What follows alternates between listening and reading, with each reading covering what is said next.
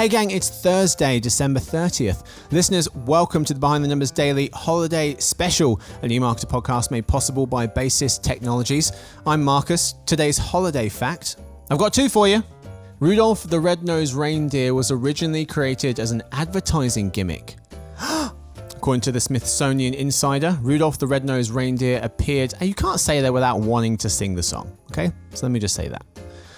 First appeared in 1939, Rudolph did, when Montgomery Ward department store asked one of its copywriters, 34-year-old Robert L. May, to create a Christmas story the store could give away to shoppers as a promotional gimmick. And thus, Rudolph was born, with Montgomery Ward distributing 2.4 million copies of the story in the first year of its publication. So now that I've ruined Rudolph the Red-Nosed Reindeer for you, the second fact, Santa has a postal code in Canada. This is too good. If you are in Canada and want to get in touch with Mr. Santa Claus, you can send him a letter via the Canada Post mail system. The address, of course, Santa Claus, North Pole, HOHOHO. Ho ho ho. But split into too good. Canada is the last part of the address. And don't be surprised when you get a letter back. He has some helpers who keep up with his correspondence. I'm absolutely sending him a letter. I've got to. We need to talk. Anyway, on today's episode, and all this week in fact, we've been bringing you some of our favorite conversations from the year. And on today's episode, we start with an episode from earlier this year that looked at what the media world will look like in 2030, looking at digital ads, shopping, and banks. And in the second half, we keep looking into the future to see what 2030 will look like with regards to pay TV, digital video, and esports.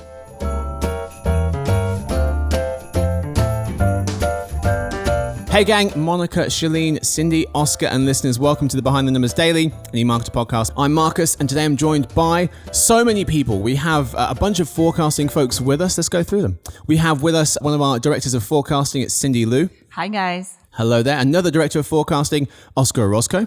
Hey Marcus. Hey chap, we also have a senior director of forecasting, Shalene Shum. Hi everyone. Hey Shalene. And finally, we have the person who runs the team, head of forecasting, it's Monica Pitt. Thanks for having us, Marcus. Thanks for being here, folks. So, what will the world look like in 2030? Andrew S. Winston of the MIT Sloan Management Review thinks that a few things. One, there will be about 1 billion more people in the world. Great. India will overtake China as the most populated country on Earth. Nigeria will overtake the US as the third most populated country in the world. There will be over 1 billion people who are over the age of 65, since we'll be living a little bit longer. Half of the global new cars will be electric, says UBS, and we might even be ready to move humans towards Mars, thinks Ellen Stefan, former chief scientist at NASA. But what will the world of media look like in 2030? Well, who better to ask than a group of forecasters? So I asked our forecasting team what they thought. Monica, we already have forecasts that stretch out to 2025. Right. I asked you guys to push even further out to 2030. How did you approach this question and manage to come back with some thoughts on what the world might look like then? Yeah, this was a really interesting and fun exercise, Marcus. And when you asked us about it, we, immediately said, well, we have forecasts to this point, but then... Is that not good enough for you, Marcus? Right. 2025 isn't far enough. Stretching it out a bit more is, stretching our powers as forecasters, of course. But it's definitely maybe as interesting as some of the other predictions you were just mentioning from lots of experts around the globe and around different industries. But for media, we approach this usually by looking at lots of data, tons of data, and pulling in every data point that we can find to say how how much will be happening, how much money will be transacting, how many people will be doing XYZ. And that requires a bit of a layered approach. While we're looking at, maybe one topic in forecasts, we might have other forecasts that have an input on that same topic. Mm-hmm. And we might have lots of a series of data points that we have to pull in to make sense of it.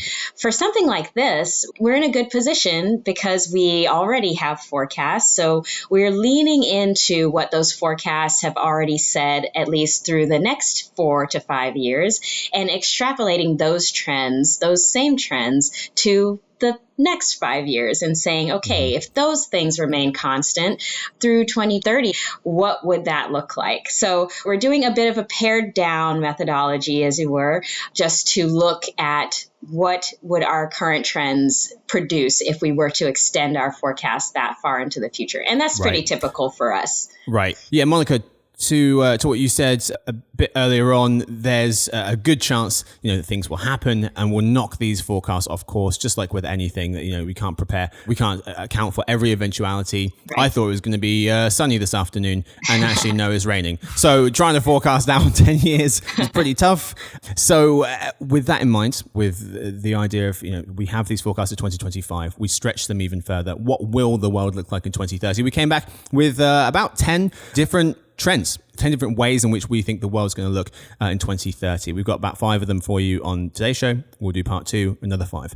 Let's start with the first one. Monica, you were looking at the world of digital advertising. What do you expect to see for digital advertising in 2030? Right. Well, starting with this, we look at several companies and see what are their revenues and contribution to digital advertising in the US and globally. Today, we're talking about the US, but we want to see, who are the top 3? Is that going to change? And anybody who's been following this at all will know that Google, Facebook, and Amazon are currently in the top 3, affectionately named triopoly when we talk about it internally. And we all know what that means. A little less nefarious than most people think of that word.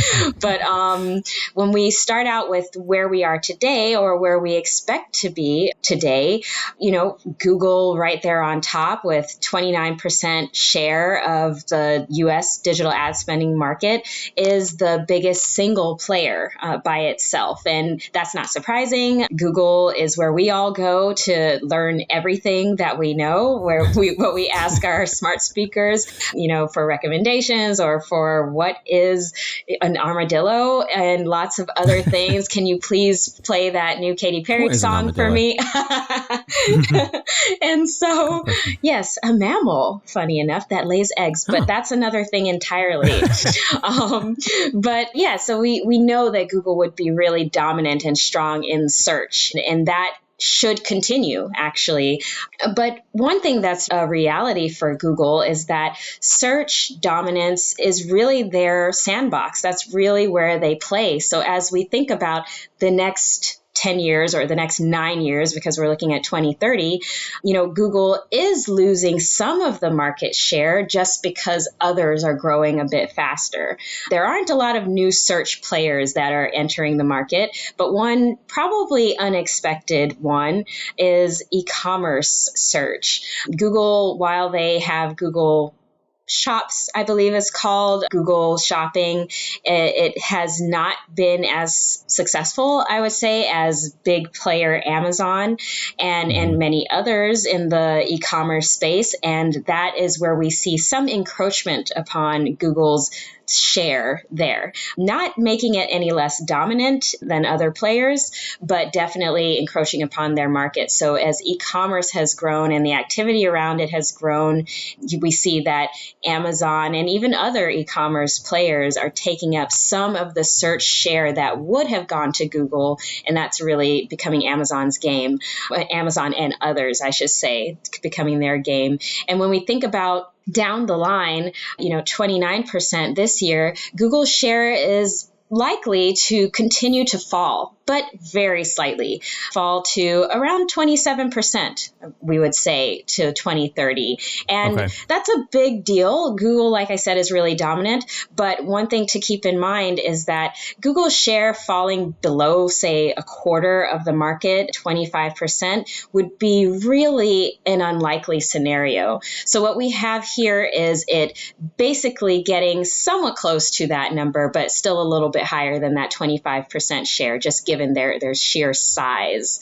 And then when you think about second player in line, Facebook, because of the strength that it has gained over the years with, just Facebook as a core social network company, but acquiring lots of different arms and legs with Instagram, with WhatsApp, and other messaging services, it's becoming a bigger company in its own right. And so while it is now at 25%, a quarter of the digital ad spending market, it will likely continue to grow. So it does not take too much from Google, but it grows in a space that was owned by other media. So growing from 25% to possibly rivaling Google, getting up to maybe a little bit over Google is not a huge stretch. So we're saying by the end of what we're calling the extended forecast, if you will, 2030, we could likely see Facebook at 28%. So just 1% outpacing Google.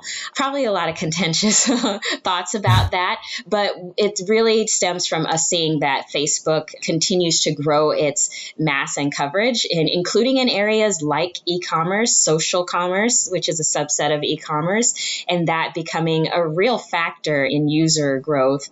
And then, of course, advertisers. Advertisers want to follow the eyeballs wherever they went, and their properties are still very popular. And where's Facebook today? Facebook today at a quarter of digital ads. 25% right. today? So 25% today. Okay. And how about Amazon? Yeah. So Amazon is somewhat of a newcomer to the game of dominance when it comes to the US ad market, but not a small player by any stretch, not small fries. When we look at where they are today, they take up around 11% of the digital ad spending market. That will grow another 5 percentage points or so by 2030. And that's at a very rapid clip. Right now, our forecast continues through 2023. So that's actually where our forecast drops off. And then from there, we expect it to slow somewhat as it becomes very dominant in the space, but still continue to grow share as it marches into areas like pharmaceuticals and starts to play in other categories within e-commerce that maybe weren't as dominant before. So we do expect it to continue to grow share. And one thing I will say about the top three is altogether, they are reaching 65% of the market, but they'll still grow together. Even with Google losing some small share by the end, they'll still all grow together to reach 71% of the market, given our current trends today. Okay, so in 2030, the top three digital ad players will own 71% of the market. Today it's 65. We think 2030 it will be 71%. We think Google will tick down a few points. Facebook will tick up a few points, threatening Google's first place. And then Amazon will gain 5 points and will be in a strong third position. Yeah, I mean, I think that's fascinating, just the fact that the three are gaining share. I mean, based off of what, Monica just explained, I mean, the real competition will come, and I think that'll be the case, 9 years from now, from e-commerce and from search. So is there a possibility that Walmart or Shopify might gain some share or eat into the top threes? I don't know. That was something that came to mind. Yeah, I think that's totally possible. E-commerce as a whole is going to rise all boats, so to speak. Walmart and others are actually gaining on this trend and will likely continue to be dominant in the e-commerce space. I'm going to be speaking with Eric Hagstrom actually about that exact question a bit later on this week, getting his take on who is that fourth player, who is going to be the fourth star that emerges, maybe not as far as 2030, but I'm going to ask him today and over the next couple of years, years? Who can we expect to be the kind of fourth star in the digital ad space? Fascinating. Monica, thank you so much. Let's move on to our second trend, online shopping. Cindy, what did we discover online shopping is going to look like in 2030? Yeah, so we think that by 2030, that over 1/3 of all retail spending will be made online. And, that's really because of all the inroads that were finally made last year in grocery specifically, as people, have become more comfortable buying online. I think that these trends will just accelerate. And so we're predicting that in 10 years, about 25%, or I guess $1 in $4 spent on groceries will be made via online channels. And, to think of it another way, that's kind of similar to saying that 1 out of every 4 grocery trips that you make a month would be made online. And so to me, that's not unreasonable to say. And to counter that, you might think that 1/3 of retail spending could, we might be underestimating. It might sound a little low, but we also have to take into account the predominantly offline categories like auto and gas that we include in our retail numbers. And unless we start seeing, major disruption in the auto industry, we have sort of, over the last couple of years seen, with Carvana and Tesla. But unless that really starts to disrupt the market, e-commerce will likely still be capped at around 70% penetration levels. And that's because auto and gas account for about 30% of retail. Can gas ever be sold online? No. Could you ever buy gas and have it I delivered guess if to you your have house? it delivered. Never say never. Never say never. I'm not saying storing large stockpiles of gasoline at your house is a good idea, but could you not envision a world where you click buy and they show up and you can just, as opposed to having to go to find a gas station every time you get home, you just tip, similar to how you put gas in a lawnmower. Right, but I feel like gas is this product that is really based on supply and demand. There must be supply. And, we've seen over the last month or two with the gas shortage scare, people were going to gas stations and hoarding their gas. Yeah, we probably shouldn't let people buy online. Yes, we probably shouldn't let people buy online. It's a terrible idea. So you said 1/3 of retail spending being online. That's up from 14% today. Yes, right? just 14%. And then I looked at, 10 years prior, so like 2010, and e-commerce was really, it was just a fraction. It was like less than 5% of total retail sales. So by 2030, and really the major categories that would be driving this are the strong holdouts, and that's mainly food and beverage and health, personal care, and beauty. By the end of the forecast, I have about 1/4 of food and beverage spending being made online. Right, so they're the categories that still have room to even grow. Yes, there's still room. Okay, 10% of grocery online today, 25% we think will be online by 2030. Any other thoughts from anyone else on this prediction? I hope this means produce is going to be fresh everywhere, just everywhere. We can just count on that. Yeah, I mean, with curbside pickup and things like this, I think it was something maybe a couple of years ago we wouldn't have even thought of necessarily, and I think that does create a higher ceiling in a way. So, but I think that number is it makes sense from what Cindy just explained. Yeah, curbside is just this huge transformative activity that just, accelerated last year. And, a lot of retailers like Walmart, for example, I think in their last earnings, they had a really interesting quote about why I think they're sunsetting their automated lockers in store. And one of the reasons was they said consumers told us last year they want to pick up items in one place, and that one place is curbside. They want to do it outside. Yeah. Interesting.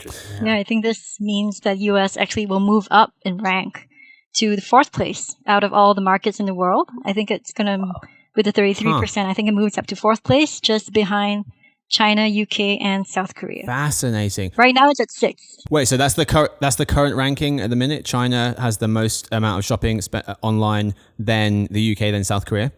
So right now US is in the 6th place, actually. So with this, it will go up to the 4th place. And I don't think it will ever catch up to China. China is going to surpass 50% by next year.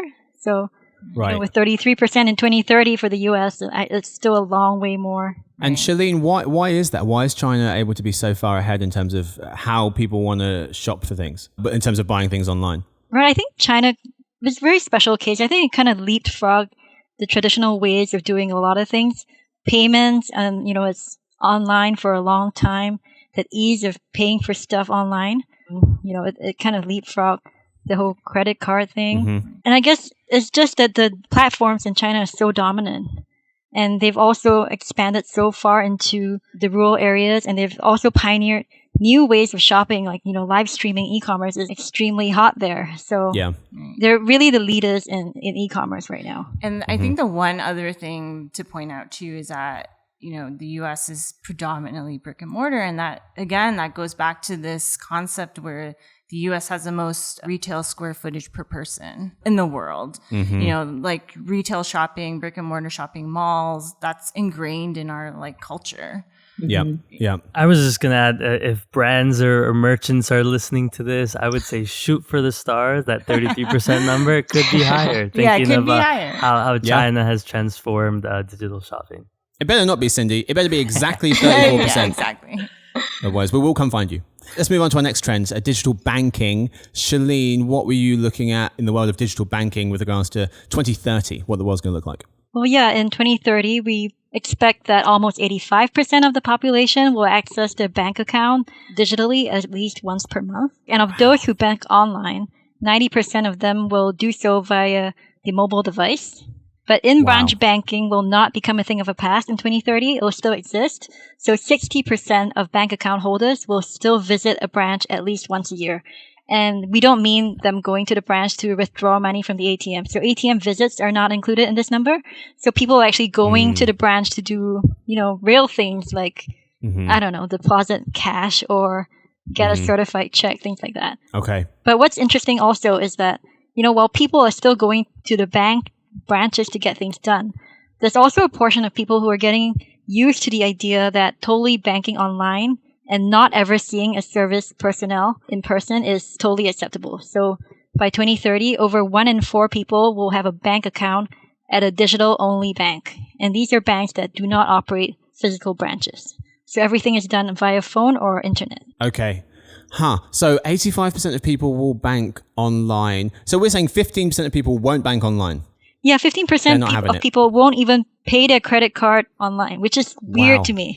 So I don't know what they're doing. They're writing a check, I think, and sending it off. In 2030. Would some of that number include like unbanked people as well? Well, yeah. Some of that. So it's 85% of the population. So got it. Okay. So that would make sense. There are some that are unbanked, and I imagine most of the other folks are in the older demographic. So I was going to ask, who do you think are the holdouts? In 10 years' time? It would be the 65 plus, I think. But in 10 years, the 55 plus have would have aged into that the next age group. It would be like the really old, maybe. I mean, we did say people are living longer. Yes, there's people who are going to be 100 plus. We forget sometimes that we still have the silent generation. We don't talk about them, but there's still a lot of them. Maybe it'll be the baby boomers at that point, but some of the older baby boomers, I could see it. Yeah. Yeah, it is once a month too, I guess. Right. The frequency. Right. I'm still pretty surprised that over half of people will still need to go into a branch. Just, we're looking at trends that are current today and extrapolating that to the future. But, if we could do all of our fundamental methodology on all of this, I can only imagine that banks are offering some of those very involved services like the certified check, like, having a notary, all of those things, that they're making some of that available online over the next 9 years, and just trying to take cost out of the overhead cost of having a branch in the first place.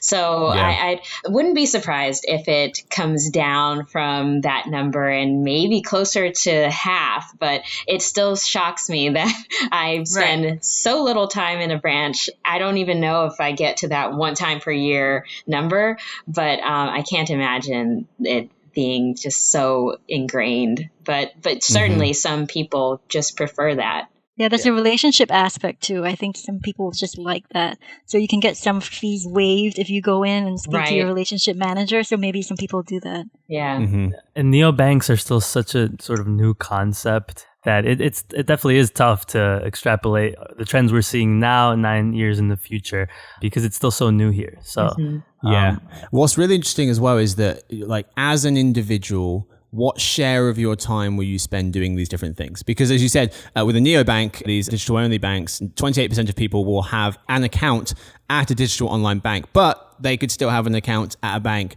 where there's branches. Right. And so will it be that you go into the branch, 5 times a year and you spend, 90% of your time doing things online? And so what's the makeup going to be as an individual in terms of how you interact with your bank? All right, folks, time for a quick word from our sponsor, Basis Technologies, and then we'll be right back with the second half of our episode, looking at the media world in 2030, where we're going to be looking at pay TV, digital video, and esports.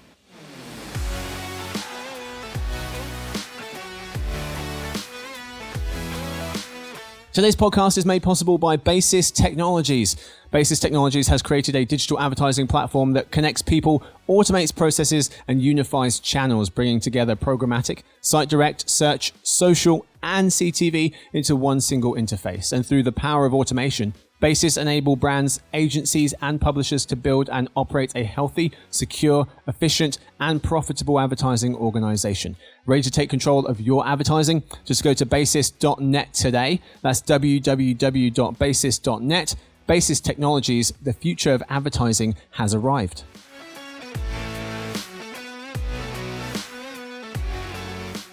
All right, folks, so in the first half of the show, we looked at 2030. In 9-10 years' time into the future, what is the world of digital ads, shopping, and banks going to look like? And in the second half, which is right now, we're going to be looking at what the world in 2030 will look like for pay TV, digital video, and esports.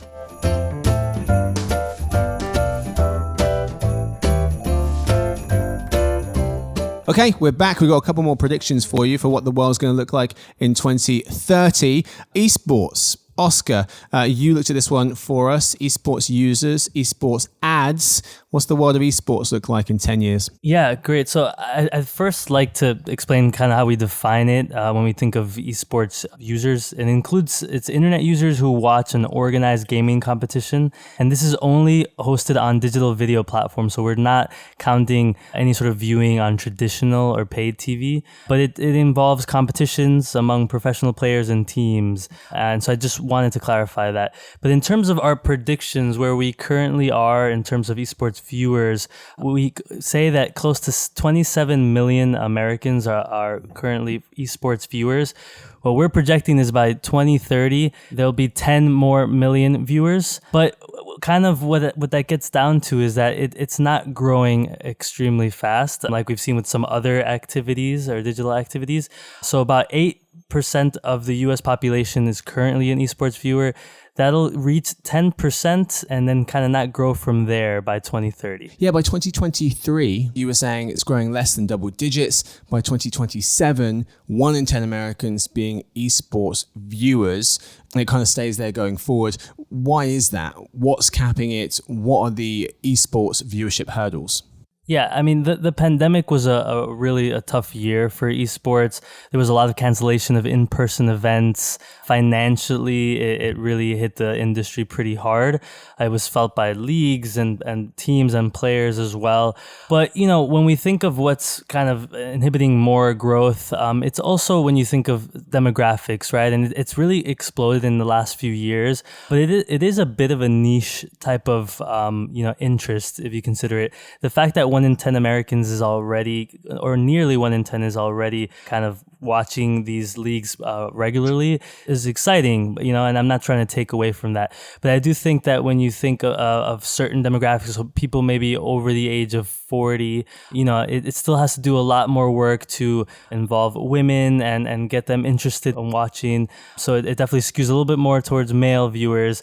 And, there was actually a survey from Work recent that found that the proportion proportion of new esports viewers in the US that had an interest or that were potentially interested in viewing was only 1%. So it does feel like maybe that ceiling is almost reached, like that cap. That's surprising because I think of two things. One, a younger generation, which is driving this, and they're, only kind of, there's only becoming more and more younger people, which seem to be more of a gaming generation. So I thought they would have pushed this a little bit further along by then. And then number two is if you were the head of the esports federation for the world, and you were like, what are the perfect circumstances that, could be created where we could get people to stop watching regular traditional sports and watch esports? You'd say, if we locked everyone at home and took away regular sports and made them use their computers for a year and a half. Like, they seem like the perfect conditions for esports to just skyrocket. I'm really surprised it's not going to be able to, in our estimation. And that's why 2020 was a bit of a surprise in some ways, right? Because things, even though a lot of tournaments were held in person, and that's part of this, the gaming community, and that the pandemic did affect that as well. I mean, we have to also consider that it's positioning itself against sort of your live sports, right? And while, there's some data in 2019, esports received almost $2 billion in investment funding. Newzoo predicted revenue was above $1.1 billion in 2020. And this is worldwide. Keep in mind, I thought of, just my favorite team, FC Barcelona. They themselves surpassed the 1 billion barrier mark in revenue in 2018. That's one team in one league in one country in the world. Yeah. So positioning itself against a whole, behemoth of an industry is going to be tough. Yeah.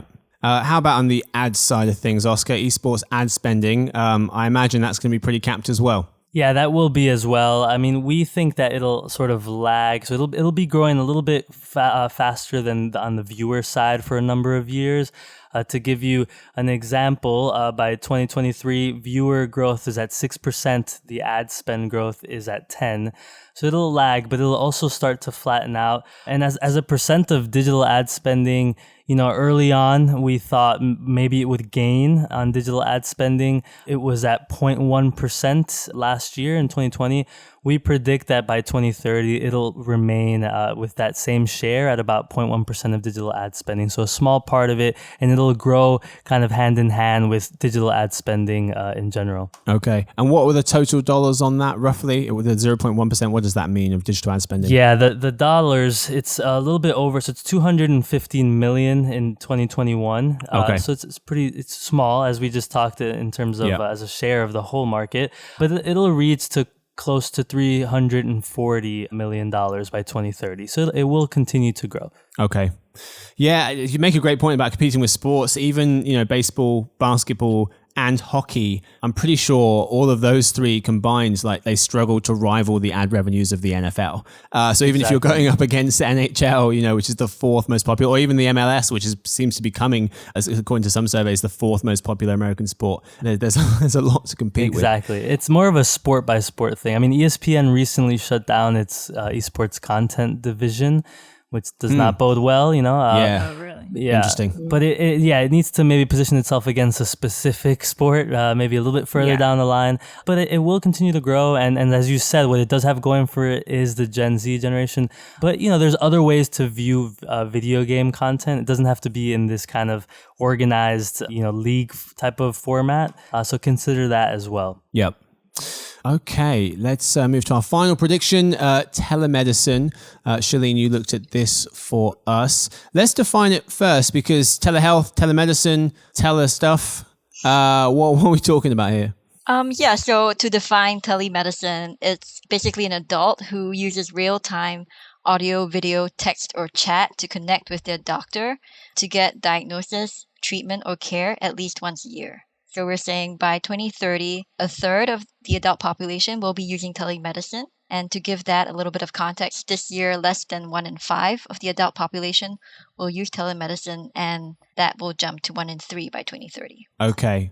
So telemedicine is, I'm using like my phone or something to have an appointment with my doctor once a year. Maybe I use a tablet to have some kind of appointment. Does it have to be like a visit with a doctor? Could it be checking results, perhaps doing other activities? Well, it has to be real time. It has to be real time. Oh, real time. time you mentioned. Speaking to your physician or any other healthcare service provider. Got it. Okay. So 18% using it today, once a year. Let's rewind for a few seconds because this is a relatively new number for the forecasting team, I believe. How did that number change over the last couple of years? How did the pandemic affect that number? Yeah, so Americans have been historically, they have been very slow at adopting telemedicine due to the fear of receiving inferior quality of care. But, since the pandemic happened, the willingness to use telemedicine rose, because people were trying to avoid crowded doctor offices and, keep and just social distance themselves at home. So, and also health insurance companies have been starting to accept telehealth bills. So that also helped to drive the adoption of telemedicine since the pandemic.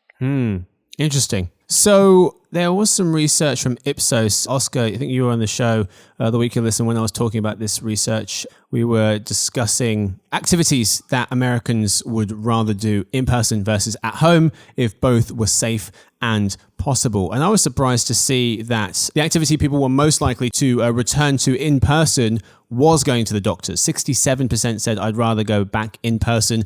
18% said at home is good for me. That was the number one activity people most likely to return in person for. Any thoughts, folks, from anyone else on, a third of Americans using telemedicine once a year in 10 years' time? Yeah, Marcus, I was equally as surprised by that study. I'm not sure I buy it, I guess is the way to say it. I know people hate going to the doctor's office. Maybe they thought they would love telemedicine because they wouldn't have to go in person, and then they hated it too because they just hate doctors, period, and dentists, period, and all that. So maybe they're just never happy with medical care. I don't know what it is. I just don't buy that.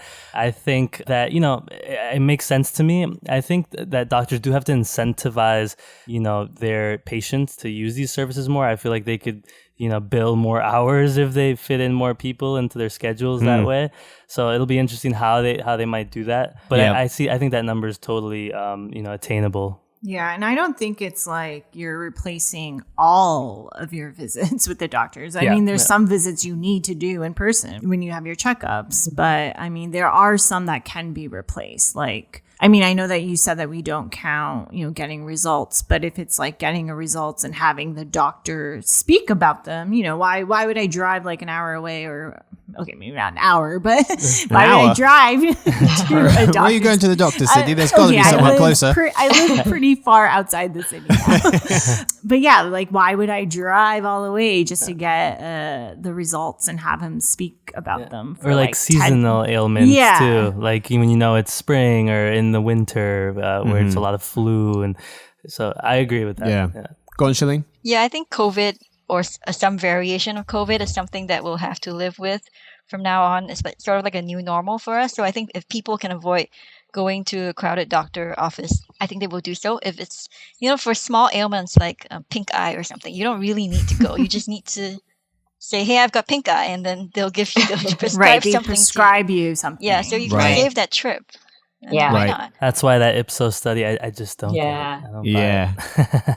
But yes, I definitely agree, and especially as the technology allows for that real time experience that doesn't feel like subpar care, like Shalene is describing with pink eye, or probably a chat about, hey, I wanted to see if you would recommend this type of doctor to me. Maybe I'm looking for a new dermatologist, or I'm looking for a new anything. And that's something you would typically go to your primary care physician and say, hey, I would like a recommendation to this other doctor. And maybe that's something they can do over video chat or over real-time chat. So I'm sure there are instances where that's going to make sense. And I was surprised by the 1/3 number too. It just seems like a lot of sessions. But honestly, if a doctor is making time for those sessions right now in person, it's a lot less on the doctor's office, the scheduling nightmare around that whole thing. And that's how things have been transacting up until now. So I could just see it as win-win for everyone.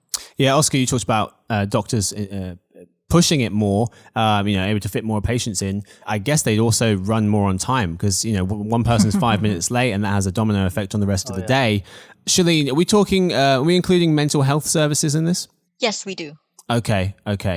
So there are going to be different things you're going to want to see the doctor for, and so maybe a telehealth visit, telemedicine visit, it does the job. Maybe you need in person. I think also there are going to be people maybe going to the doctor less and less in the future, but that in person. But maybe that doesn't mean that doesn't translate into telehealth. Similar to how people are moving away from watching live sports on traditional services. That doesn't mean they're going to end up, like I was saying, on streaming platforms. Some of them will consume content differently, like highlights and things. Similarly with this. Some people may be going to the doctor's office less. They may not need a telehealth visit. We could just be feeding more of our data into things like Alexa devices or smart watches. And so preventative medicine becomes a thing as we constantly, daily, weekly, put information into these wearables or just home devices, and doctors can monitor us from a distance. And so maybe we don't have to speak to them as much anyway.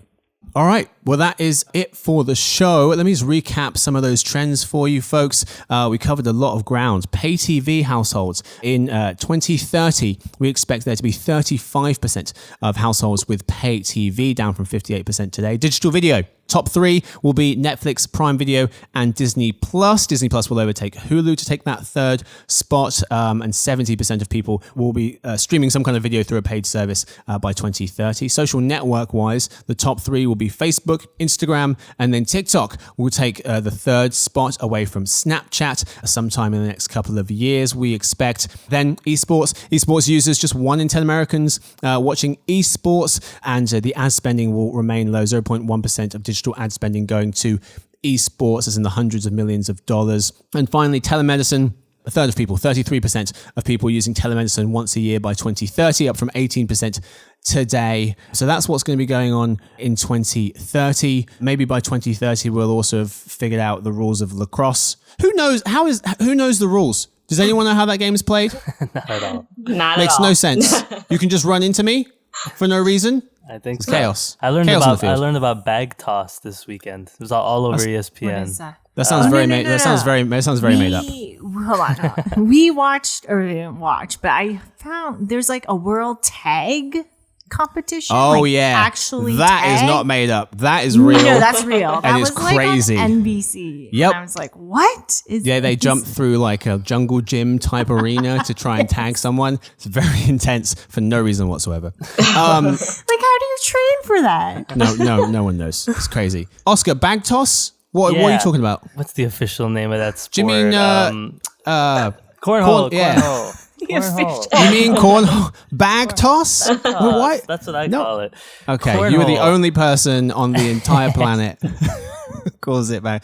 Cornhole. What about cornhole? What's wrong with cornhole? That you were talking about lacrosse. I said I just learned all about cornhole rules, and it's. What's there to learn about cornhole rules? What do you mean? Just that it's 3 points in the hole. It's just you subtract 1 point the from official the other. rules yeah, of things cornhole. like this, but it's exciting. Okay. Stuff. So if we ever play cornhole with Oscar, he's like, no, we'll play official rules. Okay? I even learned everyone's like, oh great, he's gonna be a bag of laughs. Yeah, don't play with me.